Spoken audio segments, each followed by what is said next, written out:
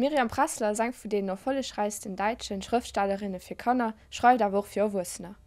Sie hat unter anderem 300 Bücher aus dem Hebräischen, dem Englischen oder dem Holländischen an Deutsch übersetzt. Sie war für eine Lesung am Alger. Als die Küchentür laut ins Schloss fiel, schreckte Hannah May, Malkas Mutter, aus ihren Gedanken hoch. Sie saß unten im Ambulatorium an ihrem Tisch. Seit man ihr die Lizenz als Kreisärztin entzogen hatte, bekam sie kein Gehalt mehr. Aber da weit und breit kein anderer Arzt lebte, wurde sie weiterhin gerufen, wenn es nötig war. Doch das kam immer seltener vor und sie hatte oft mehr Zeit, als ihr lieb war. Automatisch schaute sie auf ihre Armbanduhr 9:10. Um 11 würde sie zum Judenviertel gehen, auf der anderen Seite des Städtchens, und nach der Frau des Schusters sehen, die vor 3 Tagen einen Sohn geboren hatte.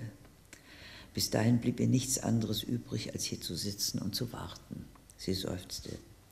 Sie fühlte sich als Opfer der Umstände, die sie zur Untätigkeit zwangen, ein Opfer der Zeit. Und diese Rolle passte ihr nicht. Ist es für Sie eigentlich anstrengend, so Lesungen an Schulen abzuhalten? Natürlich ist es anstrengend. 2 Lesungen am Tag, dann möchte ich gerne eine Stunde schlafen. Klar, aber auf der anderen Seite mag ich es sehr, sehr gerne. Wenn ich in Buchhandlungen oder in Bibliotheken lese, dann kommen die sowieso lesen. Und in der Schule hat man immer so das Gefühl, vielleicht erwischt man noch jemanden. Sie lassen in Ihrem Buch Nathan und seine Kinder Nathan den Satz sprechen: Jeder braucht einen Platz, an den er gehört. Wo sehen Sie Ihr Zuhause? Nathan sagt diesen Satz zu Geshem. Und Geshem ist ein Junge, der nicht weiß, was er ist, der ewig zwischen Stühlen sitzt.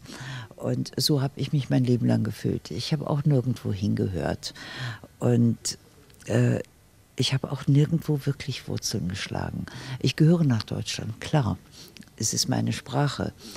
Aber ich könnte jederzeit irgendwo anders wohnen. Ich brauche eine schöne Umgebung.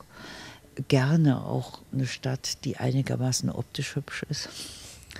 Aber ja, ich bin nicht verwurzelt. Da Madame Büchner hier seit dem Feier hat sich ein original Mise en Scène ausgedacht, wird Madame Prassler über ihr Leben zu interviewen. Gegründet in der Regel von... Sie haben jetzt relativ spät angefangen zu schreiben. Mit welchen Schwierigkeiten hatten Sie da zu kämpfen? Oder ging das einfach so? Ich hatte ganz großes Glück, es ging einfach so. Ich habe ein Manuskript geschrieben und ich habe sogar zuerst zu Hause so getan, als würde ich ein Tagebuch schreiben, weil ich gedacht habe, wenn es nichts wird, kann ich mir die blöden Bemerkungen sparen. Und dann, ja, ich habe es fotokopiert und weggeschickt und ich hatte sofort Glück. Das liegt aber daran, dass es der richtigen Frau zum richtigen Zeitpunkt in die Hand gefallen ist.